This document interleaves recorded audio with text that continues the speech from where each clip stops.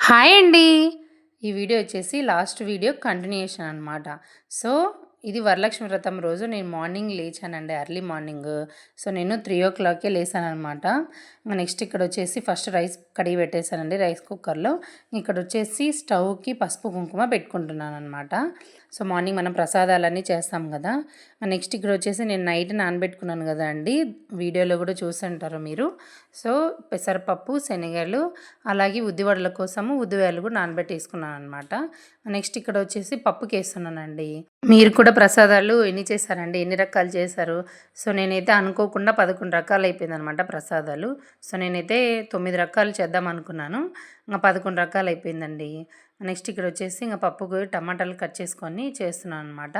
అలాగే పప్పుకి అండ్ అలాగే రసాన్ని కూడా ఒకేసారి పెట్టేసుకుంటున్నానండి. ఫస్ట్ ఇవి పెట్టేసి కుక్కర్‌లో పెట్టేసామంటేనా విజిల్ వస్తా ఉంటాయి. దానిపైన అది చేసుకుంటదండి. నెక్స్ట్ ఇక్కడొచ్చేసి పప్పులో నేను కొద్దిగా ఆయిల్ గూడా ఏసాను. ఎందుకంటే పొంగకుండా ఉంటదని జెప్పి.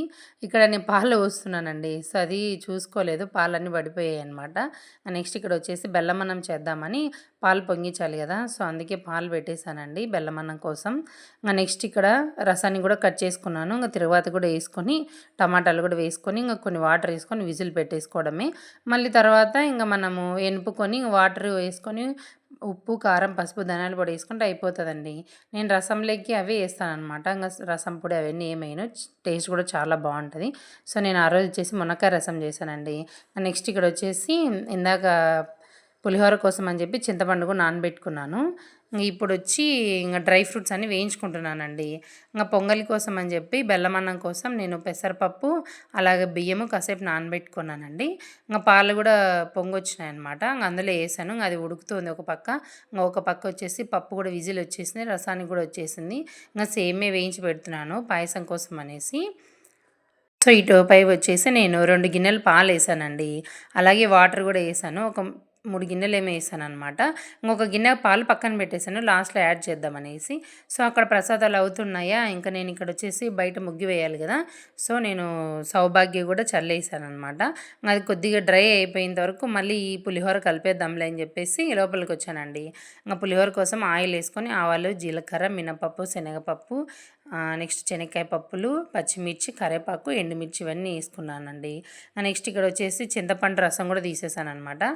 మనము దేవునికి పెట్టేటప్పుడు ఎర్రగడ్డ అలా ఏం వేయం గదా! మనం తిరగబాతలకి. సో, అందుకనేసి పప్పుకి, రసానికి ఒకేసారి తిరగబాత పెట్టేస్తున్నాను.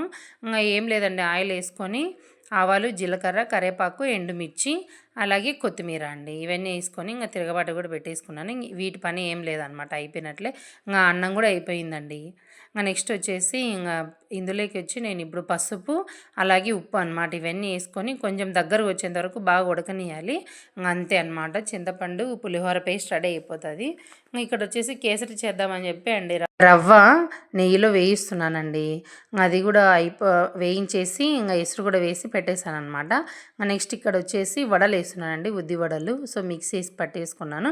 కాసేపు ఫ్రిడ్జ్‌లో పెట్టినామంటే అండి బాగా గట్టిగా అయిపోతది. వడలేసేదానికి కూడా చాలా బావుంటదనమాట పిండి. సో, ఆ వడలు కూడా అయిపోయాయి. కేసరి కూడా అయిపోయిందండి. నెక్స్ట్ ఇప్పుడొచ్చేసి పూజ దగ్గరకొచ్చేసాననమాట. ఒక పీట తీసుకొని పసుపుతో బాగా మంచిగా పెట్టుకొని, ఆ తర్వాత కుంకుమ బొట్టు కూడా పెట్టేసుకున్నానండి. నెక్స్టు అలాగే కలశం పెట్టుకుంటాం కదా! సో, ఈ టెంకాయకంతా నీట్‌గా పసుపంతా పూసుకున్నాననమాట. ఇప్పుడు కుంకుమతో వచ్చేసి బొట్లు పెట్టుకుంటున్నానండి. సో, మీరు కూడా వరలక్ష్మి వ్రతం చేసుకున్నారండి? సో, నేను కూడా చేశానండి. పూజ అయితే చాలా బాగా జరిగింది. నైటే అన్నీ క్లీన్ చేసి పెట్టుకున్నాం కాబట్టి క్లీన్ చేసే పనులు ఏం లేవండి. ఇంక వంట పని అదయిపోయిన తర్వాత పూజ పని అనమాట. సో, ఫస్ట్ వంట కంప్లీట్ చేసుకున్నామంటే పూజ అనేది బాగా ప్రశాంతంగా చేసుకోవచ్చండి. లేదంటే దాని మీదే ఉంటామనమాట. వంటలు చేసుకుంటే కిచెన్‌లోనే ఉండిపోతాం. తొందరగా అది అయిపోతే పూజ చేసుకోవచ్చనమాట. కలశం కూడా రెడీ చేసేసుకున్నానండి. చూసేసారా, అమ్మవారిని కూడా ఇలా రెడీ చేసుకున్నాను నేను. పూజ అయితే చాలా బాగా జరిగిందండి.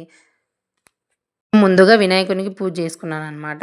ఆ తర్వాత వరలక్ష్మి అమ్మవారికి కూడా పూజ చేసుకున్నాను. సో, అనుకోకుండా మా చెల్లెలు కూడా వచ్చిందండి. సో, నేను, మా చెల్లి, మా పాప ముగ్గురం పూజలో కూర్చుకొని చేసుకున్నామనమాట. సో, మీ పూజ కూడా చాలా బాగా జరిగిందా అండి? సో, అమ్మవారు ఎలా ఉన్నారు, ఎలా రెడీ చేశాను అనేది కూడా ఖచ్చితంగా కామెంట్ చేయండి.